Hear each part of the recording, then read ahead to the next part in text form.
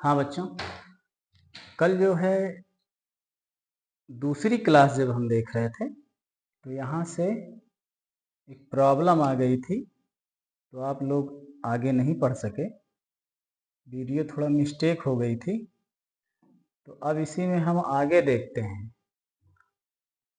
हमने इतना देख लिया था सेकंड वीडियो में, जो हमारी सेकंड वीडियो थी उसमें हम ये विषय और विषय से संबंधित वर्ग देख लिया था, है ना।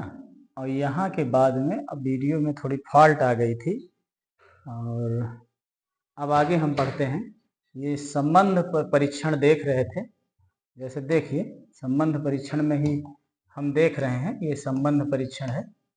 संबंध परीक्षण का आज हम तीसरी क्लास देखने जा रहे हैं, है ना। संबंध परीक्षण की बेटा तीसरी क्लास देखने जा रहे हैं। दूसरी क्लास में हमने ये पढ़ लिया है, दूसरी क्लास में अब तीसरी क्लास यहाँ से हम देखेंगे। तो आप देख लीजिए, जैसे देखते हैं अब संबंध में हम पढ़ रहे थे संबंध किसका कैसे बनता है, संबंध किससे क्या संबंध है। अभी तक ऊपर वाले वर्णों में अलग अलग संबंध पूछ रहा था, इसमें पूछ रहा था विषय और उसका वर्ग का संबंध क्या है, माने बताया गया था ऐसे चैप्टर में। अब ये वाले पूरे 8 के चैप्टर में ये बताया जा रहा है कि पदार्थ हैं, पदार्थ से बने उत्पाद हैं, अर्थात अब किन्हीं व्यक्तियों, ऐसे व्यक्तियों का संबंध जो अपना उत्पाद तैयार करते हैं, कोई कार्य तैयार करते हैं, कार्य करके कुछ हासिल करते हैं, जो कौन सा कार्य करते हैं उनके विषय में पढ़ना है। जैसे देखिए, इसमें लिखा है धागा। धागा से यदि हमें संबंध पूछता है तो धागा से तैयार क्या होता है, बनता क्या है, कपड़ा। तो धागा से हमें क्या बनता है, मिलता है कपड़ा। तो धागा का संबंध किससे है, कपड़े से है। और इसी प्रकार से कांच का संबंध प्रिज्म से है। प्रिज्म बहुत बड़ी कांच, एक छोटी सी कांच छोटे से टुकड़े मिल करके बड़ा एक प्रिज्म बना देते हैं, तो बहुत बड़े प्रिज्म बन जाते हैं, तो उसे हम प्रिज्म कहते हैं। तो कांच का संबंध प्रिज्म से है। कागज से पुस्तक तैयार होती है, कागज मिल करके एक एक पेज, दो दो पेज मिला करके एक पुस्तक कॉपी बन जाती है। तो कागज का संबंध किससे है बेटा, पुस्तक से है। इसी तरह ईंट का संबंध देखो, ईंट आई लिखा है, इसे कहते हैं ईंट। ईंट ईंट का संबंध किससे है, दीवाल से। ईंट जोड़ जोड़ के एक एक ईंट का संबंध दीवाल से, अर्थात दीवाल बनती है, उसी से घर बनता है। तो ईंट का संबंध दो होगा, दीवाल और घर से भी होगा। जैसे ये लिखा है सूत, इसे लिखा है सूत का संबंध। सूत का संबंध बेटा तागा से होता है, जिसे इसमें लिखा है धागा, वही तागा। तो तागा से जो संबंध होता है, तो सूत, छोटे छोटे सूत, पतले सूत काटे जाते हैं ऊन से, और फिर उनसे जो है तागा बनाया जाता है, तागे से कपड़ा बनाया जाता है। इस प्रकार से ये छोटा क्रम है। बीज है, बीज का संबंध तेल है, तो बीज से तेल निकाला जाता है, अर्थात कई बीज हैं, जैसे सरसों का बीज है, सरसों का बीज है, रेड़ी का बीज है ना, रेड़ी का बीज हो गया, रेण का बीज हो गया, लाही जिसे लोग कहते हैं, राई कहते हैं, राई का बीज हो गया, तिल का बीज हो गया। इन सब क्या निकलता है बेटा, तेल निकलता है ना। तो इनका संबंध, बीज का संबंध किससे है, तेल से है। चमड़ा, चमड़ा से उत्पाद क्या होता है, चमड़ा से उत्पाद होता है, चमड़ा काहे काम आता है, जूता बनाने के काम आता है, चप्पल बनाने के काम आता है, बैग बनाने के काम आता है, बेल्ट बनती हैं, बेल्ट बनाने के काम आता है। तो चमड़ा का उत्पाद का संबंध किससे किससे होगा, जूता से, चप्पल से, बैग से, बेल्ट से, ये चमड़ा से उत्पाद होगा। और फिर लिखा है लकड़ी, लकड़ी का उत्पाद क्या है, फर्नीचर, फर्नीचर लकड़ी के बनते हैं, अर्थात लकड़ियों से फर्नीचर बनाए जाते हैं। फर्नीचर में तमाम चीज आ जाती है, कुर्सी मेज अलमारियां, तमाम जिनकी जरूरत होती है वो फर्नीचर उनमें तैयार किए जाते हैं, या फर्नीचर माने जाते हैं वो। दूध, दूध से उत्पाद क्या क्या होता है, दूध से हम क्या क्या बना सकते हैं। तो दूध से क्या बनता है बेटा, घी, हाँ, दही, मक्खन, पनीर। हमसे परीक्षाओं में पूछता है या परीक्षाओं में क्वेश्चन आते हैं, दूध का संबंध है, का संबंध निम्न में से है, निम्न में है। क्या है इसमें, हम क्या संबंध बताएंगे? दूध का संबंध है। अब निम्न में 4 ऑप्शन है, 4 ऑप्शनों में हम क्या क्या संबंध बता देंगे भाई? अब ये चारों ऑप्शनों में कहीं लिखा है, मान लीजिए एक जगह लिखा है मक्खन, पहला ही ऑप्शन में लिखा है, दूसरे ऑप्शन में लिखा है चप्पल, तीसरे ऑप्शन में लिखा चारा, चौथे ऑप्शन में और लिख लीजिए तेल। तो अब इसमें तो हमें क्लियर हो रहा है ना दूध से क्या संबंध है। दूध से काहे का संबंध है भाई? नंबर 1 ऑप्शन हमारा सही होगा, मक्खन का संबंध है। अब देखिए इसी तरह अयस्क से धातुएं बनती हैं, कच्ची अयस्क हैं छोटे छोटे, उनसे मिला करके उन्हें धातु तैयार की जाती हैं। हाँ, तो इस प्रकार से ये भी संबंध पूछ सकता है, ये संबंध है, अर्थात इनसे भी बने, उत्पाद से भी बने संबंध के क्वेश्चन आते हैं परीक्षाओं में। धातु का संबंध अयस्क से, घी और दूध दही, घी दही मक्खन पनीर का संबंध दूध से, फर्नीचर का संबंध लकड़ी से, जूता चप्पल का संबंध चमड़ा से, तेल किससे बनता है? बीजों से तैयार होता है, धागा किससे तैयार होता है? सूत से तैयार होता है, दीवार किससे तैयार होती है? ईंटों से मिलकर बनती, पुस्तक किससे तैयार होती है?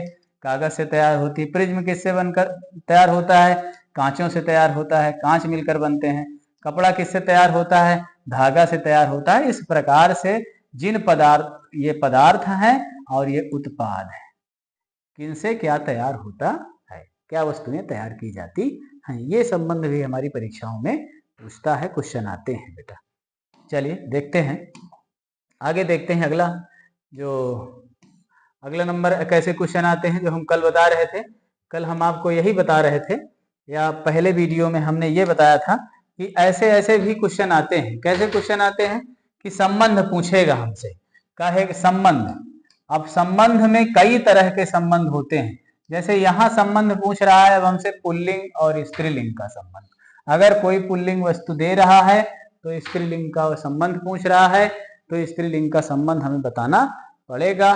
कैसे बताना पड़ेगा? जैसे एक क्वेश्चन के जरिए हम देखते हैं, निम्न में संबंध है ना राजा का होगा, है ना। अब राजा का संबंध होगा निम्न में से। अब यहाँ पहला नंबर देखते हैं, पहला नंबर है सैनिक, दूसरा नंबर है आराम, तीसरा नंबर हम देते हैं रानी, चौथा नंबर हमारे पास है इनमें से कोई नहीं।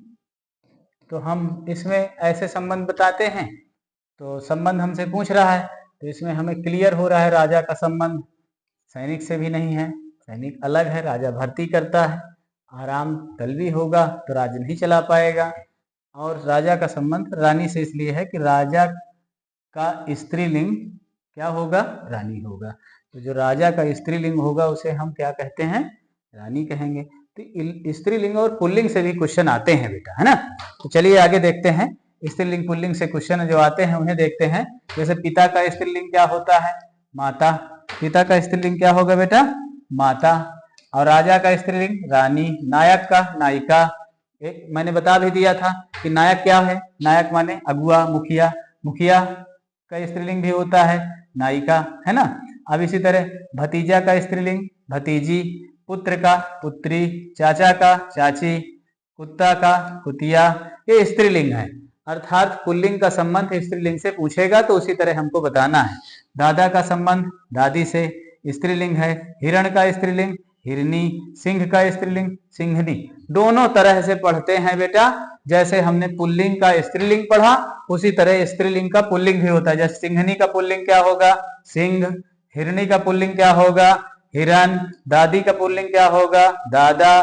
कुतिया का पुल्लिंग क्या होगा? कुत्ता। चाची का पुल्लिंग क्या होगा? चाचा।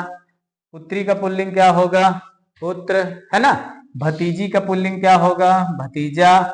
ये रिश्ते बहुत याद रखना है आप लोगों को। अभी रिश्ते संबंधवाचक भी क्वेश्चन आएंगे तो रिश्ते भी बहुत याद करना है।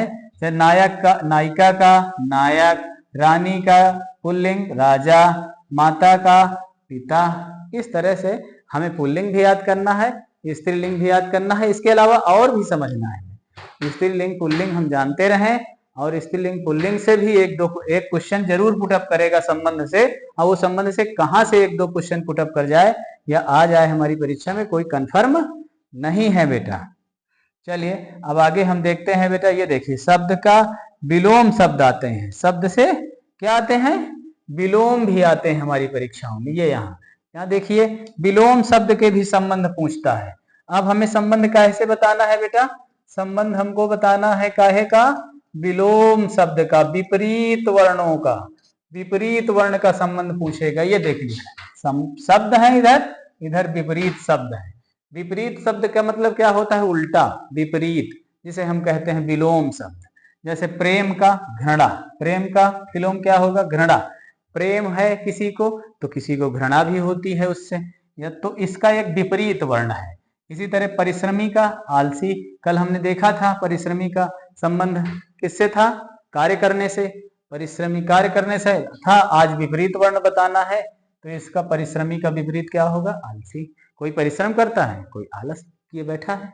पुण्य, पुण्य का क्या होगा विपरीत, पाप होगा, अर्थात पुण्य का उल्टा क्या होता है, पाप। पुण्य का विलोम पाप, आशा का विलोम निराशा, हर्ष का विलोम विषाद। कल हमने हर्ष का बताया था समानार्थी, या अभी आएगा समानार्थी शब्द आएगा, तो हर्ष का समानार्थी जब आएगा तो उल्लास होगा। अभी हम विलोम पढ़ रहे हैं। हर्ष का विलोम विषाद, विषाद मतलब दुख, है ना, दुख होता है। हर्ष का मतलब उत्साह, खुशी, हर्ष का मतलब खुश होना, खुशी होता है। तो ये जो है हर्ष का मतलब खुशी होना, विषाद का मतलब दुख। तो हर्ष का विलोम विषाद, खुशी का विलोम दुखी, है ना, खुश का विलोम दुख। आक्रमण करना, रक्षा करना, आक्रमण करने का विलोम क्या होगा, रक्षा करना। कहीं कोई आक्रमण किए दे रहा है तो हमें क्या करना है बेटा, रक्षा करनी है। जीत का विलोम हार, कि कहीं जीत हो जाती है तो उसी किसी को हार होती है। तो वही एक सिक्के के 2 पहलू की तरह है, अर्थात उल्टा और सीधा। तो जीत का उल्टा क्या होगा, हार। जन्म का विलोम शब्द मृत्यु होगी। सुंदर का विलोम शब्द कुरूप होगा। कोई सुंदर है, देखने योग्य है, बहुत कुरूप है, बिल्कुल बेकार है, तो वो उसका विपरीत हो गया। मजबूत है, कमजोर। मजबूत का विलोम क्या होगा बेटा, कमजोर होगा। इस तरह एक दूसरे के विलोम शब्द भी परीक्षाओं में आते हैं। ये विलोम शब्द का संबंध बताने के लिए हमसे पूछेगा कि मजबूत का संबंध कमजोर से है, उसी तरह कुरूप का संबंध किससे है, तो हमें बताना पड़ेगा कुरूप का संबंध सुंदर से है, अर्थात मजबूत विलोम का है। ऐसे आता है परीक्षाओं में, ऐसे आ भी जाते हैं परीक्षाओं में, जैसे जीत अनुपाते हार समानुपाते, ऐसे परीक्षाओं में क्वेश्चन आते हैं। हर्ष, अब इसके बाद ये क्वेश्चन मार्क्स लगा है। क्वेश्चन मार्क्स में हमें बताना है कि कौन सा वर्ड आएगा। अब जीत का संबंध जिस प्रकार से हार से है, उसी प्रकार से हर्ष का संबंध के लिए 4 ऑप्शन दिया होगा। इन 4 ऑप्शनों में हमको चुनना है। तो हम डायरेक्ट देख रहे हैं कि जीत का विलोम हार लिखे है, हर्ष का विलोम तुरंत चयन करना है, तुरंत लिख देना है। चलिए आगे चलते हैं। अब अगला क्वेश्चन, अगला देखते हैं भाई। देखिए अब अगले में यहाँ पर समानार्थी शब्द कह रहा है। ग्राम क्या कह रहा है, समानार्थी शब्द, समान अर्थ वाले शब्द, अर्थात जो अभी हम माने बता रहे थे कि इसका माने ये भी होता है, इसका माने ये भी होता है, हम हर बार बता रहे हैं कि जैसे अभी हम बता रहे थे विषाद माने दुख भी होता है, तो वही दुखी लिखा है, देखो ठीक है ना। अब समानार्थ शब्दों वाले भी हमको क्या करने हैं, संबंध बताने हैं। विषाद का क्या होगा, दुखी। विषाद का समानार्थी शब्द, विषाद माने क्या होता है, दुख या दुखी, है ना, दुख होता है, दुखी होता है। अनेकता विभिन्नता, सेम वर्ण है। अनेकता जिसे कहते हैं उसी को विभिन्नता कहते हैं, मतलब उसी का समान अर्थ देने वाला एक शब्द है अनेकता विभिन्नता। जैसे प्राचीन कल देखे थे, दूसरा संबंध बता रहा था। आज प्राचीन से हमारा क्या संबंध है, प्राचीन का मतलब क्या है, पुराना। प्राचीन का मतलब क्या है, जो पूर्व में घटित हो गया, पुराना, जो बहुत पुराना है उसे हम प्राचीन कहेंगे, तो वही समानार्थी शब्द है पुराना, पूर्व। शिकायत करना, निंदा करना, अर्थात जिस तरह से शिकायत करने का अर्थ है उसी तरह से निंदा करने का अर्थ है, दोनों एक बात है। शिकायत करना या निंदा करना समानार्थी शब्द है। परिश्रमी का विलोम मेहनती, परिश्रम करते हैं लोग, मेहनत करते हैं लोग।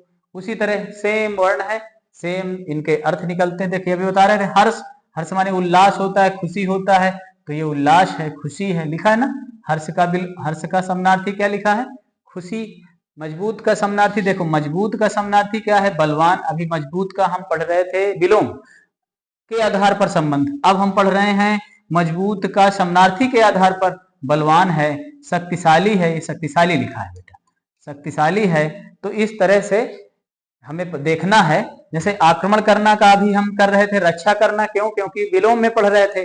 अब हम पढ़ रहे हैं इसके समानार्थी शब्द में। अब कोई आक्रमण कर रहा है तो उसका समानार्थी होगा चढ़ाई करना।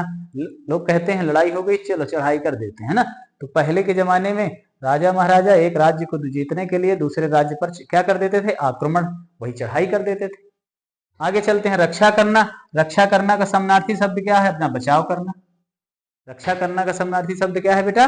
बचाव करना। तो देखिए महसूस करना, एहसास करना एक ही वर्ण है, अर्थात तुम खुशी महसूस कर रहे हो, दुखी महसूस कर रहे हो, एहसास कर रहे हो, सेम वर्ण है, अर्थात समानार्थी शब्द है, इनको भी पढ़ना है। महसूस का समानार्थी शब्द एहसास करना, बचाव का समानार्थी शब्द रक्षा करना, चढ़ाई करने का समानार्थी शब्द आक्रमण करना, बलवान का समानार्थी मजबूत, खुशी का समानार्थी हर्ष, मेहनती का समानार्थी परिश्रम, निंदा करने का समानार्थी शिकायत, पुराना का समानार्थी प्राचीन, विभिन्नता का समानार्थी अनेकता, दुखी का समानार्थी विषाद। इस तरह से हमको इनकी भी जानकारी रखना है। अभी इनमें से भी क्वेश्चन आएंगे एग्जाम में। चलिए अभी हम देखते हैं कैसे कैसे क्वेश्चन परीक्षाओं में आते हैं। अभी हमें भी देखना है बेटा जंतु और उसका निवास स्थान, और फिर देखना है धर्म। धर्म के आधार पर भी क्वेश्चन आ जाते हैं। अब देखना है जंतु और निवास स्थान। वास स्थान से भी बहुत सारे क्वेश्चन आते हैं बेटा। बहुत सारे क्वेश्चन का मतलब होता है कि बहुत क्वेश्चन आते हैं परीक्षाओं में। बहुत क्वेश्चन में किससे कैसा संबंध पूछ ले ये पता नहीं। अब हम देखते हैं बेटा, जैसे हमें करना क्या है, जंतु ये लिखा है व्यक्ति या जंतु, इनका वास स्थान लिखा है जिसे हम निवास स्थान कहते हैं। ये रहते कहाँ कहाँ है? जैसे राजा कहाँ रहता है? राजमहल में रहता है। राजा का संबंध किससे होगा? राजमहल से होगा।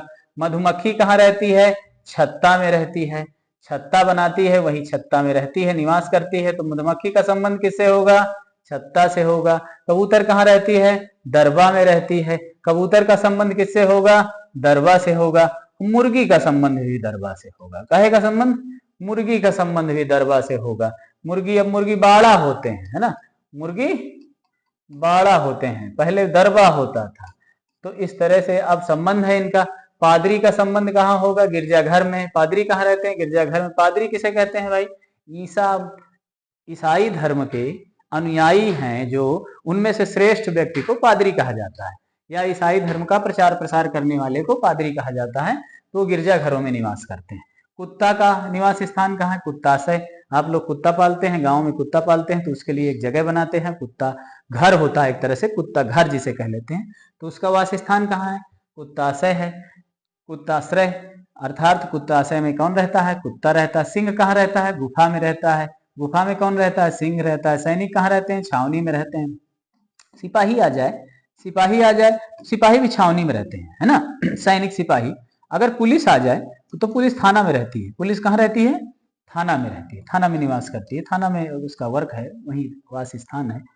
इस तरह से सैनिक का अलग है। सन्यासी कहाँ रहते हैं? मठ में रहते हैं। सन्यासी आप जानते हैं, जो घर बार छोड़ करके साधु संत हो जाते हैं, उन्हें हम सन्यासी कहते हैं।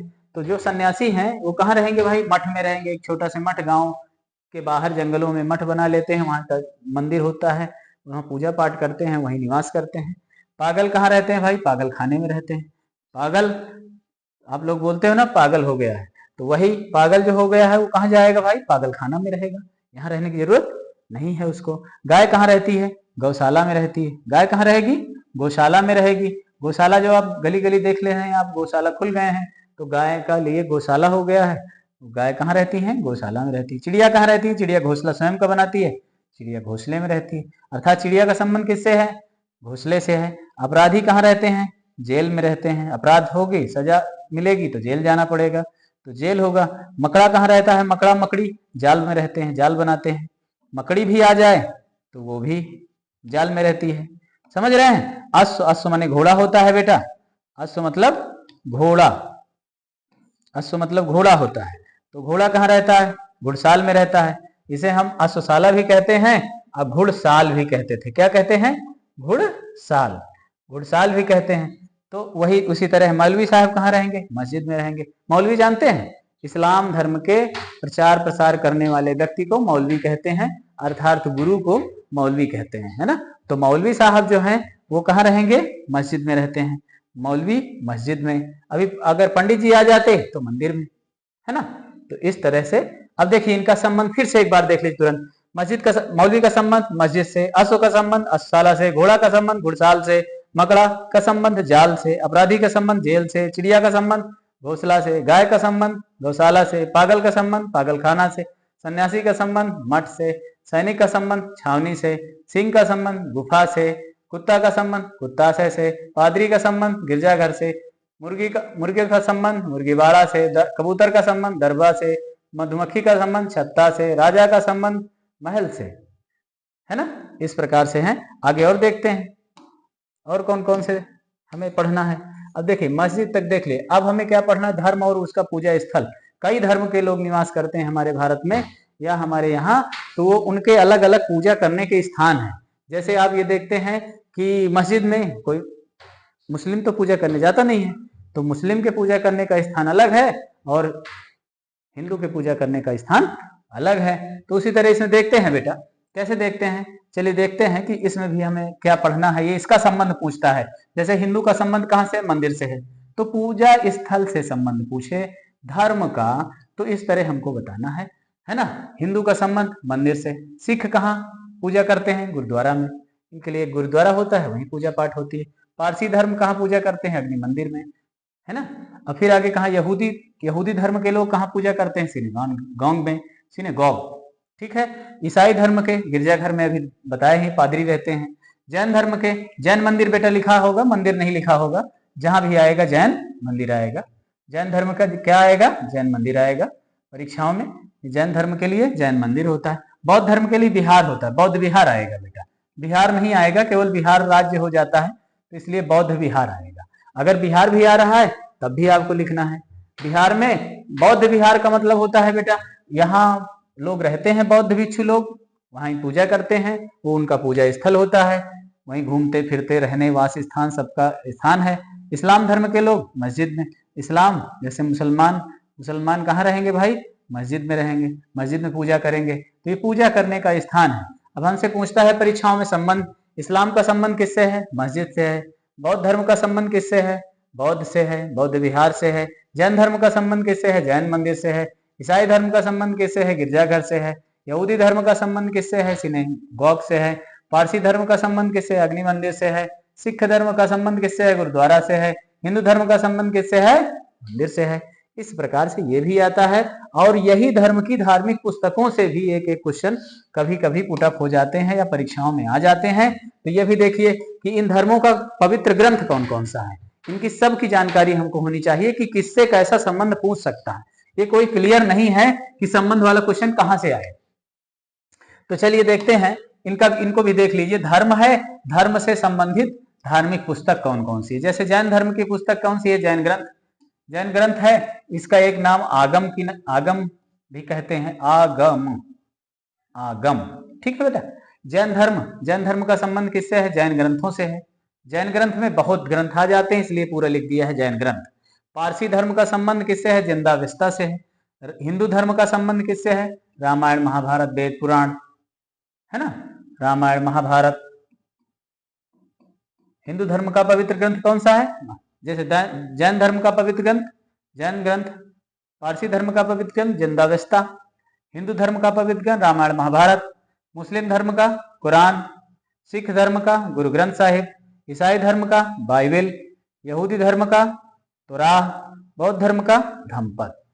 तो इस तरह से इनका संबंध है। बौद्ध धर्म का लिखिए बेटा, इसमें आता है त्रिपिटक। त्रिपिटक कौन सा संबंध है? त्रिपिटक से संबंध है। तो चलिए ये एक धर्म हो गए, धार्मिक पुस्तक हो गई। इन धार्मिक पुस्तकों के आधार पर भी संबंध वाले क्वेश्चन संबंध बताए जा सकते हैं, बताए जाते हैं। ये संबंध वाले क्वेश्चन हो गए, है ना बेटा। अब आगे चलिए, आगे देखते हैं। आगे क्वेश्चन, आपको क्वेश्चन देखते हैं, क्वेश्चन आते परीक्षाओं में कैसे कैसे। अब यहाँ देखते हैं मानसिक योग्यता परीक्षा में कौन से क्वेश्चन आते हैं। उदाहरण के तौर पर जैसे देखना है कैसे क्वेश्चन आते हैं। उदाहरण के तौर पर हमें देखना है कि निम्नलिखित प्रश्न में प्रश्न सूचक चिन्ह के स्थान पर वैकल्पिक उत्तरों में से कौन सा उत्तर आएगा, जो अभी तक मैं बता रहा था बीच बीच में। जैसे लिखा है प्रदूषण, फिर 2 डाट लगे हैं, इसको हम अनुपात या समानुपात का चिन्ह मान लेते हैं। प्रदूषण पेड़ से संबंध है जिस प्रकार से, उसी प्रकार से मलेरिया का संबंध किससे होगा। इधर के इन 4 डाट के एक साइड में जो संबंध होगा वही दूसरे साइड में हम संबंध लिखेंगे। अर्थात परीक्षा में हमें देखना है कि जिससे जो संबंध बता रहा हो उससे वही संबंध लिखेंगे। जैसे प्रदूषण पेड़ से क्या होता है, कम होता है, अर्थात पेड़ों से प्रदूषण क्या होता है, खत्म होता है, समाप्त हो जाएगा, प्रदूषण होगा नहीं या कम होता है। उसी प्रकार से मलेरिया किससे समाप्त होगा, तो मलेरिया देखिए मच्छर से समाप्त होने वाला नहीं है। कीटनाशक दवाएं छिड़केंगे नहीं, कीटनाशक दवाएं आदमी के ऊपर थोड़ी छिड़की जाएगी। टेरामाइसिन दवा खाने से भी नहीं होगा, टेरामाइसिन दवा तब खाएंगे जब मलेरिया बिल्कुल, है ना। अब इसमें कुनैन के प्रभाव से मलेरिया कम किया जा सकता है, खत्म किया जा सकता है। तो यहाँ ऑप्शन कौन सा होगा, कुनैन। कुनैन कौन सा ऑप्शन है, बी नंबर है। इसलिए हमारा उत्तर कौन सा सही होगा, बी। हमें बताना क्या है परीक्षा में कि जो संबंध ये पूछ रहा है, जो संबंध इन दोनों का बता रहा है, यदि विलोम का बता रहा है तो विलोम का, समय का बता रहा है तो समय का, समानार्थी बता रहा है तो समानार्थी का, जिस तरह से ये इससे संबंधित होगा उसी तरह से अगला वाला अगले से संबंधित होगा, निश्चित है। जैसे आप देखिए, आपको हम उदाहरण नंबर 2 देखते हैं। उदाहरण नंबर 2 क्या कहता है ये भी देख लीजिए। देखिए उदाहरण नंबर 2 कहता है, उदाहरण नंबर 2 के आधार पर आप समझ सकते हैं, यदि कंगारू का संबंध ऑस्ट्रेलिया से है। डायरेक्ट बता दिया कि कंगारू अनुपात ऑस्ट्रेलिया। फिर कह रहा है समानुपात, है ना। फिर कह रहा है जिराफ का संबंध किससे होगा, तो अब जिराफ लिख रहा है, जिराफ का संबंध किससे है, क्वेश्चन मार्क दे रहा है, इस जगह पर कौन सा ऑप्शन पुटअप किया जाएगा, भरा जाएगा। तो जिराफ कहाँ पाए जाते हैं, इंटर में पढ़ाया गया है बेटा। मेंडल के बाद हम पढ़ते हैं लैमार्क और डार्विनवाद को, तो इंटर में पढ़ाया गया है। ये क्वेश्चन जरूर इंटर के लेवल का है, लेकिन हमें ये भी देखना है कि संबंध, वासस्थान। अभी हम पढ़ रहे थे कि गाय गौशाला में रहती है, उसी तरह से हम पढ़ सकते हैं, जान सकते हैं, या इसे जानकारी होनी चाहिए कि कंगारू अधिक कहाँ पाए जाते हैं, ऑस्ट्रेलिया में पाए जाते हैं। तो जिराफ अधिक कहाँ पाए जाएंगे भाई, अफ्रीका में पाए जाएंगे। बिल्कुल क्लियर है। नीचे देख लीजिए व्याख्या, व्याख्या में आपको उदाहरण पढ़ा रहा हूं, इसलिए आप जो है व्याख्या भी देख लीजिए। करना हमको क्या है परीक्षा में, बस इतने करना है, मतलब रीजनिंग आ गई। कंगारू का ऑस्ट्रेलिया में पाया जाता है, तो जिराफ कहाँ पाया जाता है, अफ्रीका में। इस स्थान पर क्या होगा भाई, अफ्रीका होगा। अफ्रीका वाला क्वेश्चन बी नंबर सही है, बी नंबर सही है। अब अपनी आंसर शीट में हमें कौन सा नंबर भरना है, दूसरे का, ए बी सी डी में कौन सा रंगना है हमको, बी नंबर, ठीक है। इस तरह से हम क्या करेंगे, इनको पढ़ेंगे। अब जो है अगले चैप्टर में मैं आपको अगली क्लास में अगला चैप्टर बताऊंगा। अब आप दोस्तों या बच्चों तक ये वीडियो पहुंचाते रहिए ताकि फ्री में क्लास मिलती रहे। आयो में योग्यता आधारित परीक्षा में सबका भला होता रहे, और ये फ्री क्लासेज सबके हित के लिए हो, गरीब बच्चों का भला हो। इसलिए आप इस चैनल को सब्सक्राइब करिए, और सब्सक्राइब करते हुए शेयर भी करिए उन बच्चों तक जिन बच्चों तक वास्तविक जरूरत है उन तक शेयर करिए, ताकि जो बच्चे किताब नहीं खरीद पाते हैं और किताब उनके पास नहीं है, वो इस चैनल के माध्यम से फ्री में किताब भी देख रहे हैं, बुक भी देख रहे हैं, बुक के माध्यम से पढ़ भी रहे हैं, एथेंटिक चीज पढ़ रहे हैं, फालतू की चीजें नहीं पढ़ रहे हैं। और इसके साथ साथ में 6, 7, 8 की बुकें भी यही बता दूंगा। 6, 7, 8 की बुकों से जो क्वेश्चन आते हैं मैं सब कुछ यही बताऊंगा, और बच्चों को कहीं से कोई सामग्री इसके अलावा और नहीं लेनी पड़ेगी। इसलिए आप चैनल को सब्सक्राइब भी करिए, बढ़ाते भी रहिए, लाइक भी करिए, लोगों तक पहुंचाते रहें। धन्यवाद।